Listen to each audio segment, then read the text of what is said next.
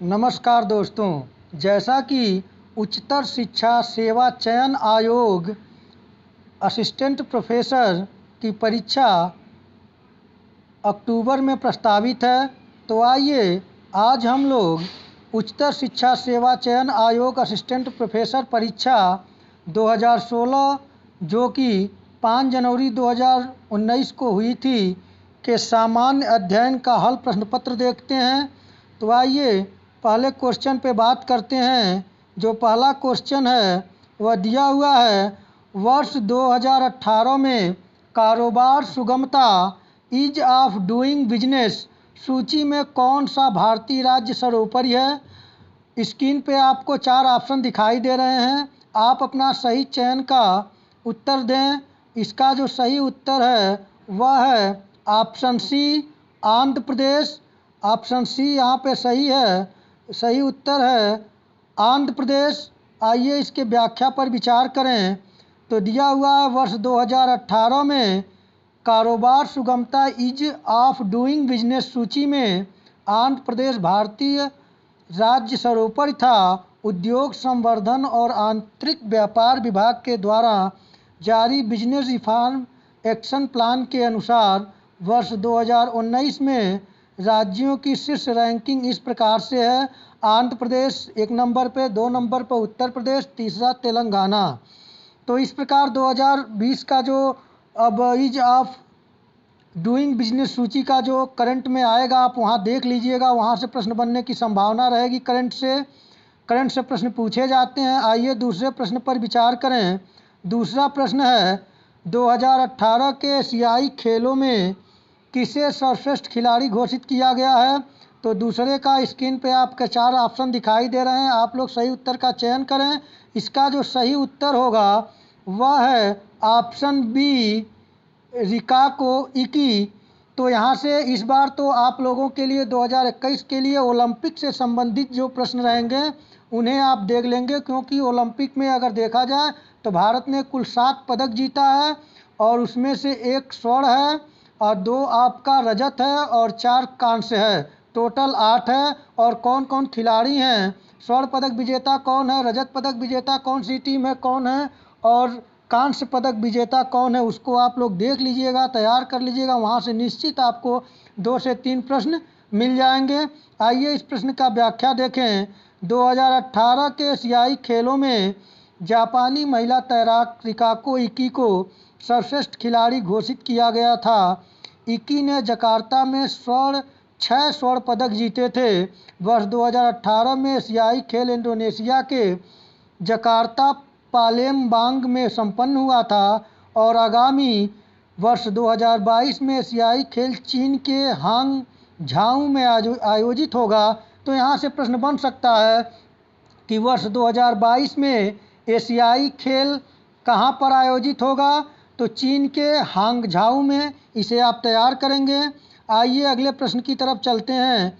प्रश्न संख्या 3 है, निम्नलिखित में से किसने डेल्टा सेल्फी नामक परिवर्तनशील तारे की खोज की। तो इसका सही उत्तर का चयन आप लोग करें और इसका जो सही उत्तर है वह होगा ऑप्शन बी, जॉन गुडरिच। आइए इसके व्याख्या पर देखें। जॉन गुडरिच ने डेल्टा सेल्फी नामक परिवर्तनशील तारे की खोज 1784 ईस्वी में किया था। इसे सेफस या किंग तारा समूह में खोजा गया था। तो इसे आप देख लीजिएगा कि यहाँ से प्रश्न तो डायरेक्ट इनका नाम तो नहीं पूछ सकता है, लेकिन ये पूछ सकता है कि सेफस या किंग तारा समूह को किसने खोजा था। तो आप यहाँ लिख देंगे जॉन गुडरिच। आइए अगले प्रश्न पर विचार करें। प्रश्न संख्या 4 है, चंद्रयान रोवर मिशन की अवधि है। तो इसका सही उत्तर का चयन आप 4 ऑप्शन स्क्रीन पे दिखाई दे रहे हैं, करें। चौथे प्रश्न का जो सही उत्तर है वह है ऑप्शन सी, 14 दिन। चंद्रयान रोवर मिशन की अवधि है 14 दिन। आइए इसके व्याख्या पर विचार करें। चंद्रयान रोवर मिशन की अवधि 14 पृथ्वी दिवस थी। चंद्रयान 2 के साथ एक लैंडर विक्रम और रोवर प्रज्ञान भेजा गया था। चंद्रयान 2 को 22 जुलाई 2019 को श्रीहरिकोटा से GSLV-M के थर्ड M1 से प्रक्षेपित किया गया था। चंद्रयान फर्स्ट को 22 अक्टूबर 2008 को श्रीहरिकोटा से PSLV-C11 से प्रक्षेपित किया गया था। तो आप इन व्याख्या पर ध्यान दीजिएगा, यहाँ से क्वेश्चन बनने की संभावना बहुत ही अधिक होती है। आइए अगले प्रश्न पर विचार करें। पांचवा प्रश्न जो दिया हुआ है, फ्रीडम इन एक्जाइल आत्मकथा है, यानी कि फ्रीडम इन एक्जाइल जो आत्मकथा है यह किसकी आत्मकथा है? तो यहाँ का सही उत्तर जो होगा, पांचवें का जो सही उत्तर है वह है ऑप्शन सी, दलाई लामा की, जो कि तिब्बत के ये लामा हैं, तिब्बत के बौद्धिस्ट हैं। तो आइए अगले इसके जो व्याख्या है उस पर विचार करें। Freedom is in exile Dalai Lama ने के आत्मकथा की दूसरी पुस्तक है। दलाई लामा के आत्मकथा की पहली पुस्तक का नाम my land and my people है। दलाई लामा की अन्य पुस्तकें हैं the path to enlightenment, beyond religion आदि प्रमुख इनकी पुस्तकें हैं। तो आप इसे याद रखिएगा, यहाँ से प्रश्न पूछा जा सकता है। आइए अगले प्रश्न की तरफ बढ़ते हैं और इसमें क्वेश्चन और व्याख्या दिया हुआ कि महात्मा गांधी के आत्मकथा का नाम माई एक्सपेरिमेंट्स विथ ट्रूथ है। तो इसे भी तैयार रखिएगा, प्रश्न यहाँ से बन सकता है। छठा प्रश्न दिया हुआ है, बच्चों को पढ़ाने की कला एवं विज्ञान को क्या कहते हैं? तो बच्चों को पढ़ाने की कला एवं विज्ञान को पेडेगागी कहा जाता है। आप इसे देख लें, इसका सही उत्तर ऑप्शन ए है। आइए इसकी व्याख्या को देखें। बच्चों को पढ़ाने की कला एवं विज्ञान को पेडेगागी कहा जाता है। यह शिक्षण कार्य की प्रक्रिया का विधिवत अध्ययन है। एंड्रागागी का संबंध प्रौढ़ शिक्षा या वयस्कों के शिक्षण से है। यह वयस्कों को पढ़ाने की कला एवं विज्ञान है। तो आप पेडागॉगी देख लिए हैं, एंड्रागॉगी आप तैयार करेंगे, हो सकता है प्रश्न यहाँ से बन जाए। आइए अगले प्रश्न पर विचार करें। प्रश्न संख्या 7 है, जो प्रश्न दिया हुआ है प्राथमिक समंकों में सम्मिलित नहीं होती है, रिसर्च से संबंधित यह प्रश्न है। तो प्राथमिक समंकों में सम्मिलित नहीं होती है तो प्रश्नावली आप जाके पूछ सकते हैं व्यक्ति से, प्राथमिक होगा। अनुसूची भी तैयार करेंगे, प्राथमिक होगा। साक्षात्कार भी व्यक्ति का लिया जाएगा, ये भी प्राथमिक होगा। पुस्तकें जो हैं वह द्वितीयक हैं, वह द्वितीय समंक हैं। तो यहाँ का जो सही उत्तर होगा कि प्राथमिक समंकों में सम्मिलित नहीं होती है, ऑप्शन डी पुस्तक। आइए इसके व्याख्या को देखें। दिए गए विकल्पों में पुस्तकें प्राथमिक समंकों में सम्मिलित नहीं होती। प्राथमिक समंकों में वैसे समंक शामिल होते हैं जिन्हें शोधकर्ता द्वारा स्वयं या प्रत्यक्ष रूप से संग्रहित किया जाता है। इसके अंतर्गत साक्षात्कार करना, प्रश्नावलियाँ तैयार करना एवं पूछना एवं अनुसूचियाँ भी हैं। पुस्तकें या प्रकाशित ब्लॉग, आलेख आदि द्वितीयक समंकों में सम्मिलित हैं। आइए इस अगले प्रश्न पर विचार करें।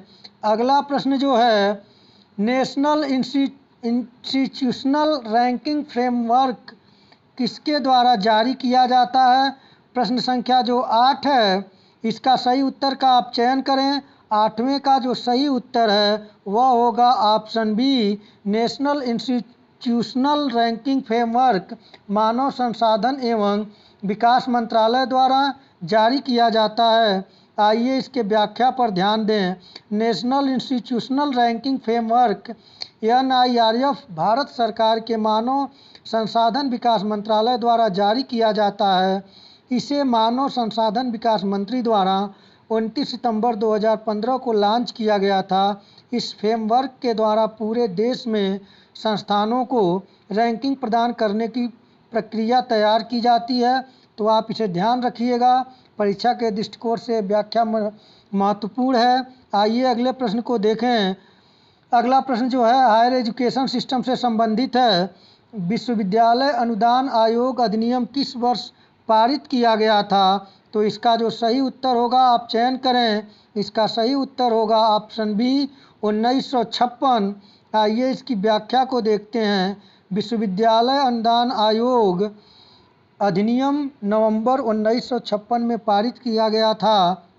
वस्तुतः देश में विश्वविद्यालय शिक्षा के मानकों का समन्वय, निर्धारण तथा रखरखाव करने हेतु इसे संसद द्वारा भारत सरकार के एक सांविधिक निकाय के रूप में स्थापित किया गया था। विश्वविद्यालय अनुदान आयोग की औपचारिक जो उद्घाटन हुआ था वह 28 दिसंबर 1953 को तत्कालीन शिक्षा मंत्री मौलाना अबुल कलाम आज़ाद द्वारा किया गया था। तो आप इसे तैयार रखिएगा। आइए अगले प्रश्न पर विचार करें। प्रश्न संख्या 10 है, निम्नलिखित में से कौन सांख्यिकी विश्लेषण हेतु एक उपकरण है? सही उत्तर का आप चयन करें। इसका सही उत्तर होगा मतलब। आइए इसकी व्याख्या को देखें। ऑप्शन ए दिया हुआ है, दिए गए विकल्पों में मतलब सांख्यिकी विश्लेषण हेतु एक उपकरण है, मतलब एक प्रोग्रामिंग प्लेटफार्म है जिसे विशेष रूप से इंजीनियरों एवं वैज्ञानिकों हेतु डिजाइन किया गया है। मतलब में मैट्रिक्स आधारित भाषा प्रयोग होता है जिसके द्वारा कंप्यूटेशनल गणित के प्राकृतिक अभिव्यक्ति सरल हो जाती है। तो यहाँ से प्रश्न पूछा जा सकता है कि किसके द्वारा कंप्यूटेशनल गणित के प्राकृतिक अभिव्यक्ति सरल हो जाती है? तो मतलब के द्वारा। तो इसे आप तैयार रखिएगा। प्रश्न संख्या 11 है, एक वेबसाइट से दूसरे पर विचरण को कहते हैं। तो प्रश्न संख्या 11 का जो सही उत्तर का आप चयन करें। इसका सही उत्तर होगा ऑप्शन बी, ब्राउजिंग। आइए इसकी व्याख्या को देखते हैं। इंटरनेट पर एक वेबसाइट से दूसरे वेबसाइट पर विचरण को ब्राउजिंग कहा जाता है। डाउनलोडिंग का संबंध इंटरनेट से किसी फाइल को डाउनलोड करने, जबकि अपलोडिंग का संबंध इंटरनेट पर किसी फाइल को अपलोड करने से है। तो आप डाउनलोडिंग का संबंध किससे है?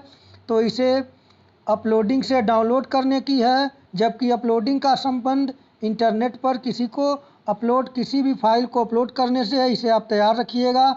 आइए प्रश्न संख्या 12 को देखें। निम्न में से कौन एक सर्च इंजन नहीं है? सही उत्तर का आप चयन करें। तो बिंग, गूगल, याहू ये तीनों सर्च इंजन है और विंडोज़ जो है सर्च इंजन नहीं है। आइए इसकी व्याख्या को देखें। विंडोज़ माइक्रोसॉफ्ट द्वारा विकसित एक ग्राफिकल ऑपरेटिंग सिस्टम है, जबकि बिंग, याहू एवं गूगल इंटरनेट सर्च इंजन के प्रकार हैं। इनमें से गूगल एक लोकप्रिय सर्च इंजन है। आइए अगले प्रश्न पर विचार करें। प्रश्न संख्या 13 है, इंटरनेट शब्दावली में आईपी से तात्पर्य है? सही उत्तर का आप चयन करें। इसका सही उत्तर होगा ऑप्शन बी। इसका सही उत्तर है ऑप्शन बी यानी इंटरनेट प्रोटोकॉल। आइए इसकी व्याख्या को देखें। इंटरनेट शब्दावली में आईपी से तात्पर्य है इंटरनेट प्रोटोकॉल। कंप्यूटर नेटवर्क में प्रत्येक कंप्यूटर का विशिष्ट इंटरनेट प्रोटोकॉल पता होता है जो इससे संबद्ध होता है। आईपी नेटवर्क पर लक्ष्य कंप्यूटर की पहचान करना और उस तक पहुंचना है। तो आइए अगले प्रश्न पर विचार किया जाए। एक कंप्यूटर से आधारित प्रश्न है जो कि बहुत ही महत्वपूर्ण है। आप कंप्यूटर जो इसका सिलेबस है यूपीएससी हायर का सामान्य अध्ययन, तो कंप्यूटर यूनिट एक है, उसे आप पढ़ लीजिए, तैयार करिए। 14 नंबर प्रश्न दिया है, निम्नलिखित में से ईमेल एड्रेस का सही प्रारूप कौन सा है? सही उत्तर का आप चयन करें। इसका जो सही उत्तर है वह है ऑप्शन बी, name@website.info। आइए इसकी व्याख्या पर ध्यान दें। दिए गए विकल्पों में ईमेल एड्रेस का सही प्रारूप है name@website.info। ईमेल एड्रेस में दो मुख्य भाग होते हैं, प्रयोक्ता का नाम और डोमेन सर्वर का नाम, जिसके बीच में @ का प्रतीक होता है। तो इस प्रकार प्रयोक्ता का नाम @ क्षेत्र का नाम, प्रयोक्ता का कोई भी नाम हो सकता है, परंतु क्षेत्र का नाम विशेष वेबसाइट के लिए निर्धारित होता है जिस पर हमारा ईमेल अकाउंट होता है। आइए प्रश्न संख्या 15 को देखते हैं कि एक कंप्यूटर डिस्क सीडी में कंप्यूटर का कितना डेटा भंडारित किया जा सकता है? तो सही उत्तर का आप चयन करें। प्रश्न संख्या 15 का सही उत्तर है ऑप्शन सी 680 मेगाबाइट, यानी एक कंप्यूटर डिस्क सीडी में कंप्यूटर का जो डेटा भंडारित किया जा सकता है वह है 680 मेगाबाइट। आइए इसके व्याख्या पर विचार करें। एक कंप्यूटर डिस्क सीडी में कंप्यूटर का लगभग 680 मेगाबाइट डेटा भंडारित किया जा सकता है। सामान्यतः सीडी का व्यास 120 मिमी होता है, जिसमें 650 या 700 मेगाबाइट डेटा भंडारित किया जा सकता है। सीडी सेकेंडरी स्टोरेज डिवाइस का उदाहरण है। तो यह याद रखिएगा, पूछ सकता है कि सीडी किस स्टोरेज डिवाइस का उदाहरण है, तो सेकेंडरी। आइए अगले प्रश्न पर चलते हैं। प्रश्न संख्या 16 है पर्यावरण का अर्थ है। तो सही उत्तर का आप चयन करें। जो यहाँ पे सही उत्तर जो है वह है ऑप्शन सी। पर्यावरण वह बाहरी शक्ति होती है जो हमें चारों तरफ से घेरे हुए होती है। तो जो जल, वायु, भूमि, वनस्पतियों और प्राणियों के मध्य जो अंतर संबंध है वह पर्यावरण का अर्थ है। आप इसे तैयार करिए। आइए इसको व्याख्या को देखते हैं। पर्यावरण शब्द संस्कृत भाषा के परि, उपसर्ग और आवरण से मिलकर बना है, जिसका तात्पर्य ऐसे चीज़ों के समुच्चय से है जो जीवधारियों को चारों ओर से ढके हुए है। अंग्रेजी शब्द एनवायरनमेंट फ्रांसीसी भाषा से लिया गया है। जल, वायु, भूमि, वनस्पतियाँ एवं जीव जंतु मिलकर प्राकृतिक पर्यावरण निर्मित करते हैं, जबकि मानवीय पर्यावरण में मानव की परस्पर क्रियाएं, उनकी गतिविधियां एवं उनके द्वारा निर्मित रचनाएं शामिल हैं। तो आप इसे तैयार कर लें कि इन्वायरमेंट किस भाषा से लिया गया शब्द है, किस भाषा से उद्भूत है। तो आप इसे याद रखिएगा, फ्रांसीसी भाषा। आइए प्रश्न संख्या 17 को देखते हैं। संविधान के 42वें संशोधन के द्वारा वन्य पशुओं एवं पक्षियों नामक प्रविष्टि को किस सूची में जोड़ा गया। तो सही उत्तर का आप चयन करें। इसका सही उत्तर होगा ऑप्शन सी समवर्ती सूची। आइए इसके व्याख्या पर विचार करें। संविधान के 42वें संशोधन के द्वारा वन्य पशुओं एवं पक्षियों नामक प्रविष्टि को समवर्ती सूची में जोड़ा गया था। राज्य के नीति निदेशक तत्व के अंतर्गत संविधान के 42वें संशोधन अधिनियम 1976 के द्वारा अनुच्छेद 48 को जोड़ा गया। इसके अंतर्गत पर्यावरण का संरक्षण तथा संवर्धन और वन तथा वन्य जीवों की रक्षा वर्णित है। तो आप इसे तैयार रखेंगे कि किस संशोधन अधिनियम द्वारा। तो 42वें संविधान संशोधन अधिनियम 1976 के द्वारा अनुच्छेद 48 को जोड़ा गया था। आइए अगले प्रश्न पर विचार करें। प्रश्न संख्या 18 है किस प्रदेश के उच्च न्यायालय ने स्वयं को प्रदेशों में गायों का विधिक संरक्षक घोषित किया है। सही उत्तर का आप चयन करें। प्रश्न संख्या 18 का जो सही उत्तर है वह है ऑप्शन सी उत्तराखंड। आइए इसकी व्याख्या पर विचार करें। उत्तराखंड उच्च न्यायालय ने स्वयं को प्रदेश में गायों का विधिक संरक्षक घोषित किया है। उत्तराखंड उच्च न्यायालय ने यह निर्णय 13 अगस्त 2018 को किया था। आइए अगले प्रश्न पर विचार करें। प्रश्न संख्या 19 है विश्व पर्यावरण दिवस 2018 की थीम क्या थी। इसके सही उत्तर का चयन आप करें। इसका सही उत्तर है option B beat plastic pollution. तो आइए इसकी व्याख्या पर विचार करें। विश्व पर्यावरण दिवस 2018 की थीम बीट प्लास्टिक पॉल्यूशन था। विश्व पर्यावरण दिवस 2020 की थीम टाइम फॉर नेचर था। प्रत्येक वर्ष 5 जून को विश्व पर्यावरण दिवस मनाया जाता है। यह वर्ष 1974 से प्रत्येक वर्ष मनाया जाता है। वर्ष 2020 में इसका आयोजक देश कोलंबिया था। तो यहाँ से प्रश्न बन सकता है कि विश्व पर्यावरण दिवस 2020 की थीम क्या था। तो टाइम फॉर नेचर। और इसका आयोजन किस देश में हुआ था। तो कोलंबिया में हुआ था। और यह किस वर्ष से मनाया जाता है पर्यावरण 5 जून को। तो 1974 से। आप इसे तैयार रखिएगा। प्रश्न संख्या 20 आइए देखते हैं। 2018 में किसे नेशनल ग्रीन ट्रिब्यूनल एनजीटी का नया चेयरमैन नियुक्त किया गया है। सही उत्तर का आप चयन करें। इसका सही उत्तर है ऑप्शन ए न्यायमूर्ति आदर्श कुमार गोयल को। आइए इसकी व्याख्या पर विचार करें। 6 जुलाई 2018 को न्यायमूर्ति आदर्श कुमार गोयल को राष्ट्रीय हरित अधिकरण एनजीटी का अध्यक्ष नियुक्त किया गया था। 18 अक्टूबर 2010 को राष्ट्रीय हरित अधिकरण की स्थापना राष्ट्रीय हरित अधिकरण अधिनियम 2010 के अंतर्गत किया गया था। न्यायमूर्ति लोकेश्वर सिंह पंटा एनजीटी के प्रथम एवं न्यायमूर्ति स्वतंत्र कुमार द्वितीय अध्यक्ष थे। तो प्रथम का आप याद रखिएगा, हो सकता है यहाँ से प्रश्न बने। आइए अगले प्रश्न पर विचार करें। प्रश्न संख्या 21 है, शिव समुद्रम प्रपात किस नदी पर स्थित है? आप सही उत्तर का चयन करें। इसका सही उत्तर होगा ऑप्शन सी कावेरी। आइए इसकी व्याख्या पर बात करें। शिव समुद्रम प्रपात कावेरी नदी पर है और यह कर्नाटक राज्य में स्थित है। इसकी ऊंचाई 98 मीटर है। मांडवी नदी पर दूध सागर प्रपात स्थित है। तो आप इसे तैयार रखिएगा, प्रश्न बन सकता है। आइए प्रश्न संख्या 22 को देखें। निम्नलिखित में से सौरमंडल का दूसरा सबसे बड़ा ग्रह है। प्रश्न संख्या जो 22 है, इसका सही उत्तर होगा ऑप्शन ए। इसका सही उत्तर होगा ऑप्शन ए। इसका सही उत्तर है शनि। आइए इसकी व्याख्या को देखते हैं। शनि सौरमंडल का दूसरा सबसे बड़ा ग्रह है।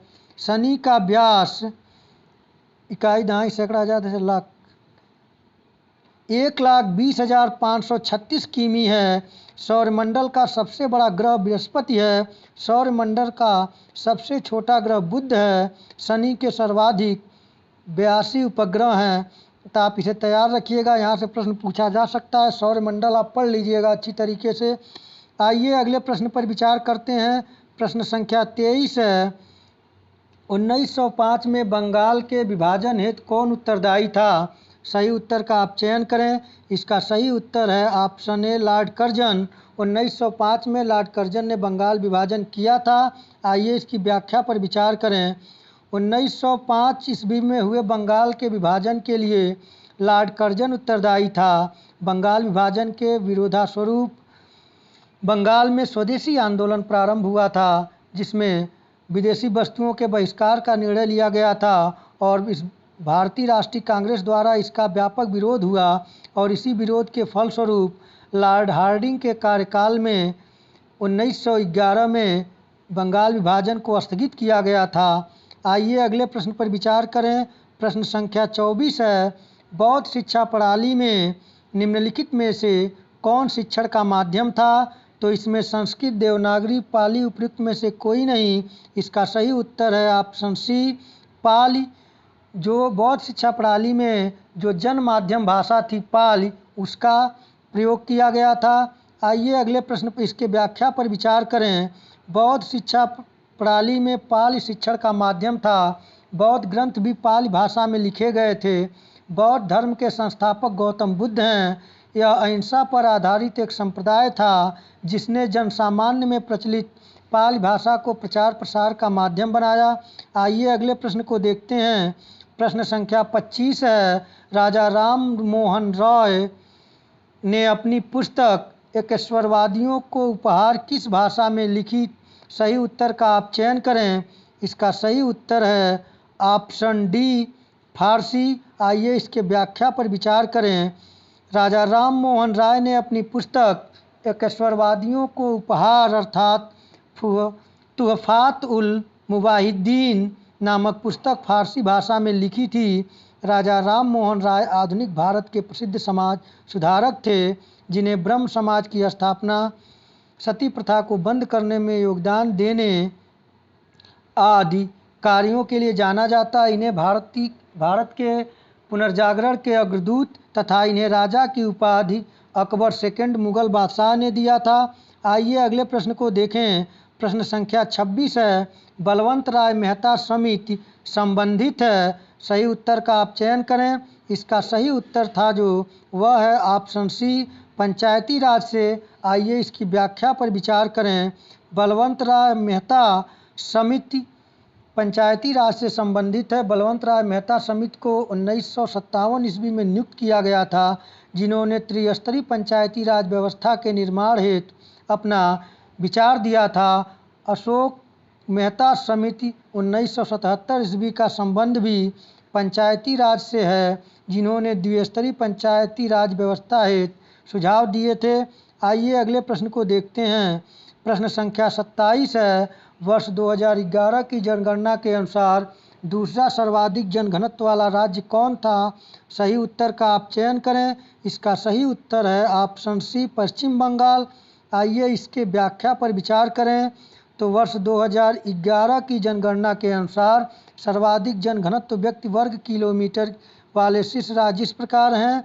बिहार में 1106 व्यक्ति, दूसरे स्थान पर पश्चिम बंगाल 1028 व्यक्ति, तीसरे स्थान पर केरल 860 व्यक्ति और चौथे स्थान पर उत्तर प्रदेश 829 और पाँचवें नंबर पर हरियाणा 573 व्यक्ति था। आइए अगले प्रश्न को देखें। इस पे और आगे दिया हुआ है, इस दौरान न्यूनतम जनघनत्व वाले 5 राज्य इस प्रकार से हैं। यहाँ से प्रश्न बन सकता है, उस बार बोला था जो प्रति व्यक्ति जनघनत्व अधिक, यहाँ न्यूनतम पूछा है। दिया हुआ आंकड़ा आप इसे तैयार करिएगा। इसमें अरुणाचल प्रदेश 1 नंबर पर है 17 व्यक्ति, जबकि मिजोरम 52, तीसरे नंबर पर सिक्किम 86 और चौथे नंबर पर नागालैंड 119 और पाँचवें पर हिमाचल 123। यह न्यूनतम जनघनत्व वाले 5 राज्य हैं। आइए अगले प्रश्न को देखते हैं। प्रश्न संख्या 28 है। राष्ट्रपति द्वारा राज्यसभा के लिए कितने सदस्य मनोनीत किए जाते हैं? आप सही उत्तर का चयन करें। तो यहाँ राज्यसभा दिया हुआ है, तो इसका सही उत्तर होगा ऑप्शन ए 12। आइए इसके व्याख्या पर विचार करें। भारतीय संविधान के अनुच्छेद 80 के अंतर्गत राष्ट्रपति राज्यसभा के लिए 12 सदस्यों को मनोनीत कर सकते हैं। ये 12 सदस्य साहित्य, विज्ञान, कला और समाज सेवा के संबंध में विशेष ज्ञान या व्यवहारिक अनुभव वाले व्यक्ति होने चाहिए। आइए प्रश्न संख्या 29 को देखते हैं। किसान क्रेडिट कार्ड योजना किस वर्ष प्रारंभ की गई थी? आप सही उत्तर का चयन करें। इसका सही उत्तर है ऑप्शन सी 1998। आइए इसके व्याख्या पर विचार करें। किसान क्रेडिट कार्ड योजना वर्ष 1998 में प्रारंभ की गई थी। इसका उद्देश्य किसानों को कृषि गतिविधियों के लिए बिना किसी बाधा के समय पर ऋण उपलब्ध कराना था। भारत सरकार किसान क्रेडिट कार्ड योजना के अंतर्गत किसानों को ब्याज पर मात्र 2% की आर्थिक सहायता देती है और समय पर ऋण चुकाने वाले किसानों को 3% की प्रोत्साहन छूट देती है। तो आप इसे तैयार रखिएगा। और लास्ट प्रश्न जो 30वां है वह है, भारतीय संविधान के अंतर्गत संघ की कार्यकारी शक्तियाँ कौन धारण करता है? तो इसका सही उत्तर का आप चयन करें। इसका सही उत्तर है ऑप्शन बी, राष्ट्रपति। आइए इसके व्याख्या पर विचार करें। तो भारतीय संविधान के अंतर्गत संघ की कार्यपालिका शक्ति जो है वो राष्ट्रपति धारण करता है। अनुच्छेद 53 के अंतर्गत संघ की कार्यपालिका शक्ति राष्ट्रपति में निहित होती है तथा वे इसका प्रयोग संविधान के अनुसार स्वयं या अपने अधीनस्थ अधिकारियों के द्वारा करते हैं। तो इस प्रकार मित्रों, हम लोग जो जीएस के सामान्य अध्ययन के जो प्रश्न पूछे गए थे 2016 में उसको देखें तो यह पूरा सिलेबस को टच करता हुआ है। आप इस प्रश्न जहाँ जहाँ से बने हैं उन टॉपिकों को अच्छी तरीके तैयार करिएगा और व्याख्याओं पर ध्यान दीजिएगा। इससे परीक्षा में आसानी होगी और मैं निरंतर आप विगत प्रश्नों को आपके सामने, विगत प्रश्न पत्रों को, हल प्रश्न पत्रों को सामने प्रस्तुत करूंगा। आप लोग चैनल को लाइक, शेयर और सब्सक्राइब करें। तो इसी के साथ मित्रों आज यहीं तक। इसके बाद नेक्स्ट टॉपिक, नेक्स्ट प्रश्न पत्र के साथ मिलेंगे। तब तक के लिए नमस्कार।